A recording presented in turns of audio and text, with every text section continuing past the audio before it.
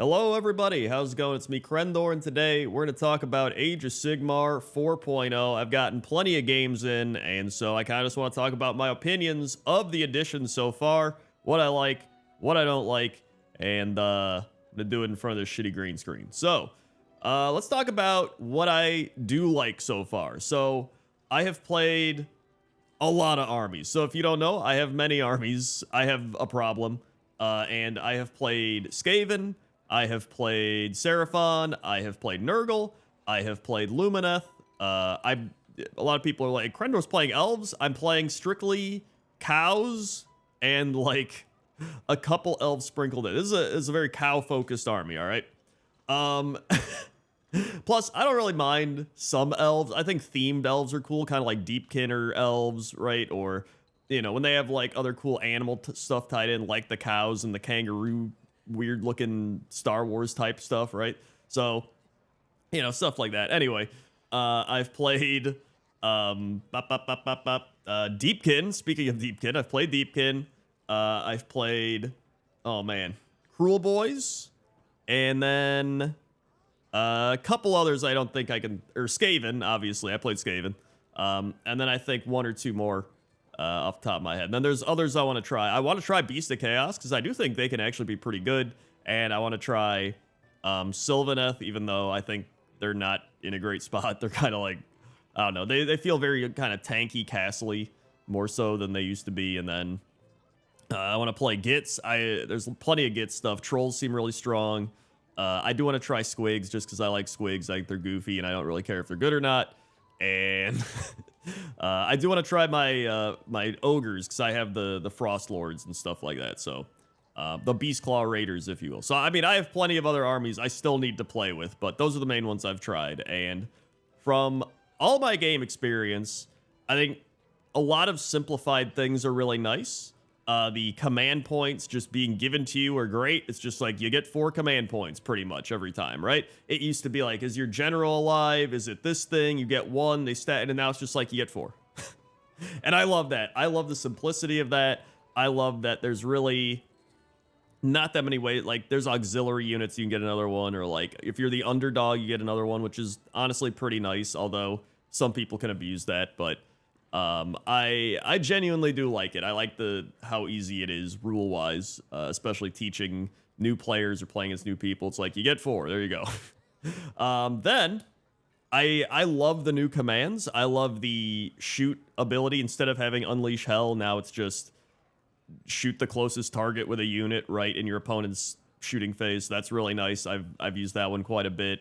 At -1 to hit, but you know, you're shooting in your opponent's hero phase, so whatever.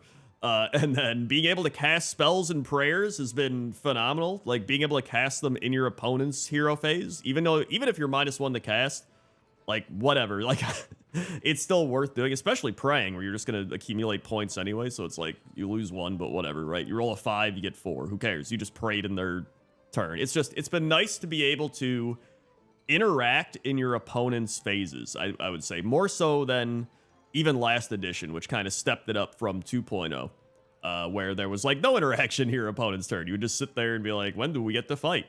I like redeploy being at the end of the movement phase now, where your opponent moves everything, then you redeploy. That's honestly been a pretty nice change, especially because a lot of times you would redeploy and then they would move something else over, like there's shenanigans. Now it's just like, you move after I move, right? I like the back and forth, almost like the magic stack in a way. Or I guess it's not like a true magic stack, but it's back and forth, right? I don't know, whatever.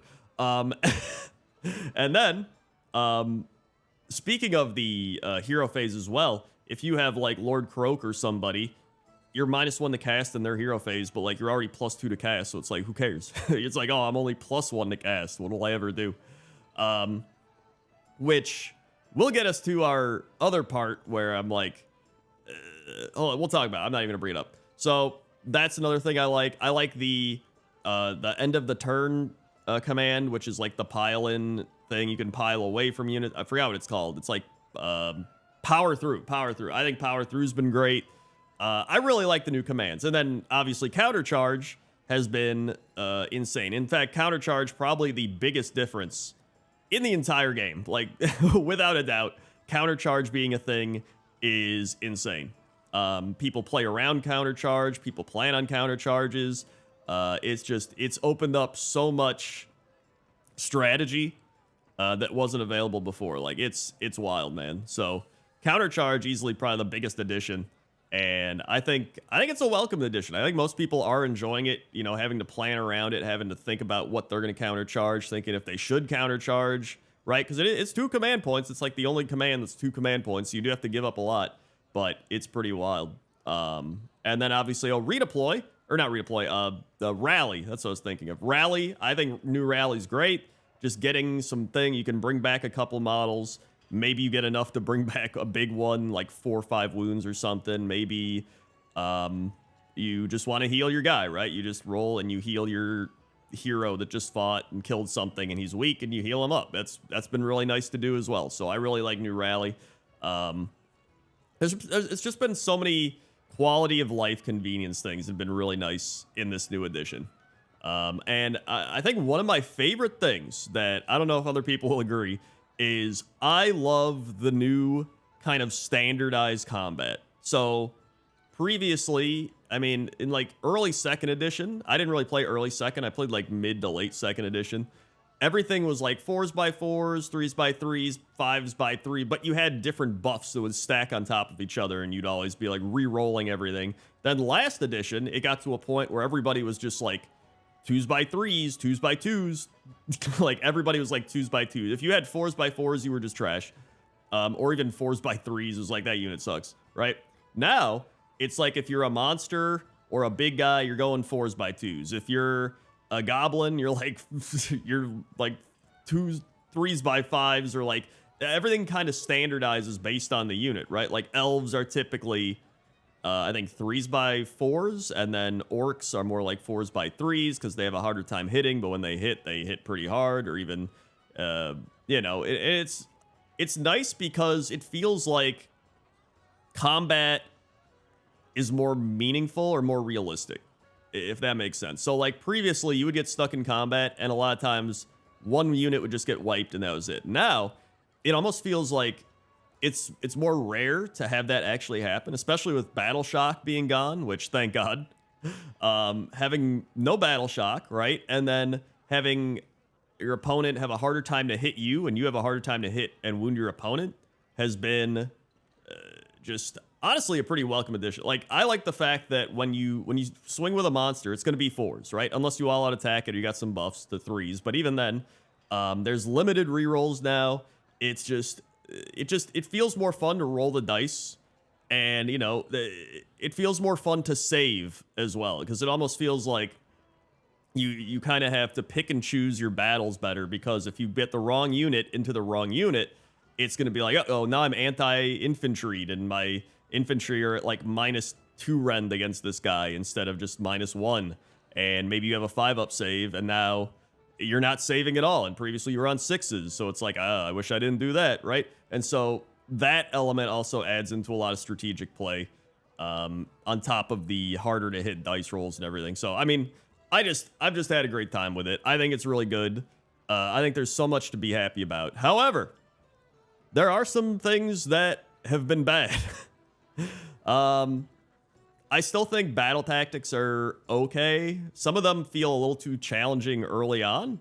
Really, the only ones you can do early on are like maybe some faction specific ones, and then like the board edges, and then take the center. It would be nice if like one more battle tactic was doable early on. Like, I don't know, that would be nice. Just anything. Because some armies really struggle with that, and that kind of hurts them. I do love that book battle tactics are gone. Thank God. Get out of here, book battle tactics. I hated those.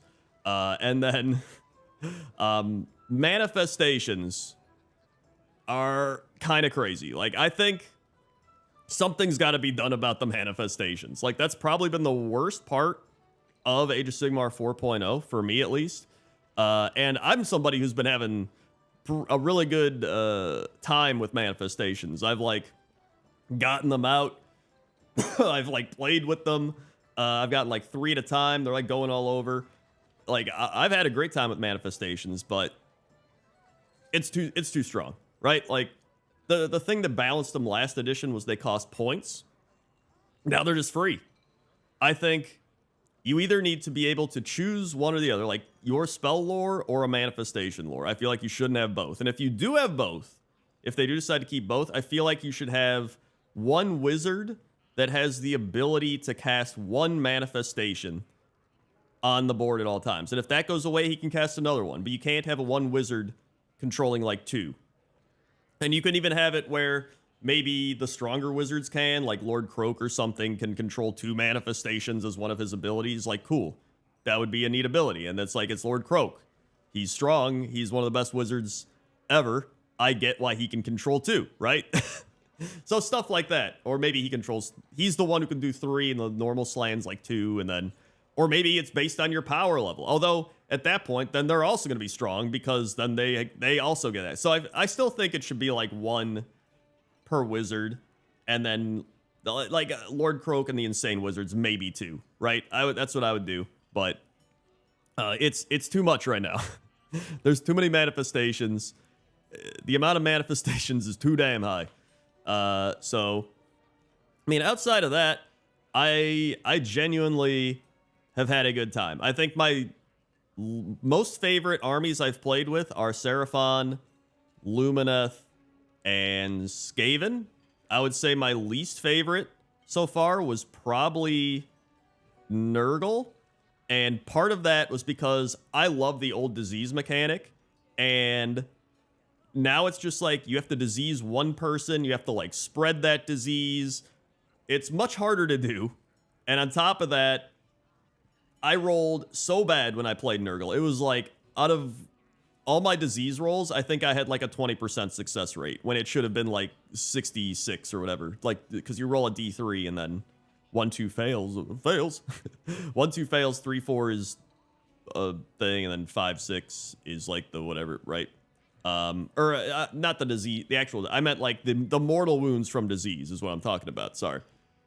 So I failed like all my disease mortal wounds, and then people would clear the disease. I never really got an opportunity to like spread the disease. So I was just like, I was upset because I was like, I miss disease, man. That used to be my favorite thing. You would disease units. You would like stack the disease. You got all your disease spreading around. You're like, woo, disease. And now it just felt kind of not as good. So I don't know. It made me sad, but maybe I just got to get some more games in. Maybe I have to like tweak the list, get some more units that can actually spread it easier. Who knows? I'll keep trying, but that was probably my least favorite army I tried so far. So I love that Lumineth also can put a guy on their terrain feature and it just walks around. It's literally like a moving mountain terrain. It's so dumb. I love that. So let me know what you think down in the comment section below of Age of Sigmar 4.0 so far. I think it's been fantastic. I know a lot of my friends that play 40k. I have a game group, and, you know, some of them are Sigmar only. Some of them are, like, they play both. Some will mainly play 40k. And a lot of the 40k people have been like, dude, this game is so much better than 40k. Like, a ton of 40k people I've noticed are trying Sigmar, and they're like, this feels great. Like, there's actually strategy. There's depth. The units are cool. And I think there's a lot of people that are 40k primary players, they're just playing Sigmar now just because they're like 40k is just kind of boring. Like, it's just like, I think the biggest difference as somebody who has played both but prefers fantasy and Sigmar stuff, I feel like 40k feels like it went from being a boring kind of simplistic index edition to a glorified boring index edition. Like when they came out with the codexes, it almost felt like nothing really changed. Like, I'd be like, oh, cool. What's new in my Orc Codex? And it was like, you get like 4 more sub-factions or whatever they're called. And it was like, oh, did any of my units change or anything? And they're just like, not really, no. It's like the same as the index. And it was like, oh, okay. Like, it felt like more should have changed, and it just didn't. And it just kind of feels stale and not that great. I don't know. Like, Sigmar, it just feels like even the index version of Sigmar feels insane. Like, if they made a glorified index, like the Battletomes were just kind of similar, I'd still be like, this is pretty cool. But I'm hoping that they start changing stuff with the Battletomes for Age of Sigmar 4.0. I'm curious what they're going to do with like Skaven and you know, the Stormcast ones that we initially see and how that'll progress from there. But I would imagine they're going to add like another spell lore, some more units, maybe tweak some of the old units based on stats. But it feels like the Sigmar team actually has some sort of like base to work with and some sort of idea of where they want to go with all this, right? That's kind of the big picture I got. And a lot of people were skeptical at first, and they were like, it's going to be like 40k, it's going to suck at the start and the index and all that. And then it's genuinely been really fun, and I've enjoyed it quite a bit. I'm happy I can play Seraphon again, because I hated playing Seraphon last edition, and it's so much more fun to play them. And I feel like a lot of armies just feel so much more fun, and there's some that are having a bad time, but even armies like Cruel Boys, they feel like so much more fun to play because they actually have real battle stuff now. Iron Jaws are kind of whatever, so I'm hoping they get more. But I mean, I hope with Battletomes they just do more or tweak better battle traits based on data they collect. You know, unit changes, you know, some point adjustments, more battle formations, more artifacts, spell lores, just stuff like that, which I would expect that from an actual Battletome. Like, it feels like that's what it should be, so that's what I'm kind of expecting. I'm hoping it's not like a 40k codex where it just felt like a glorified index. So again, let me know down in the comments section. I went on a mini rant there, but thank you for listening to my mini rant, and I will see you next time. I might do some painting for the channel. I realized I haven't really painted that much, so maybe I'll start doing some painting videos. We'll see. Okay? Okay. See ya.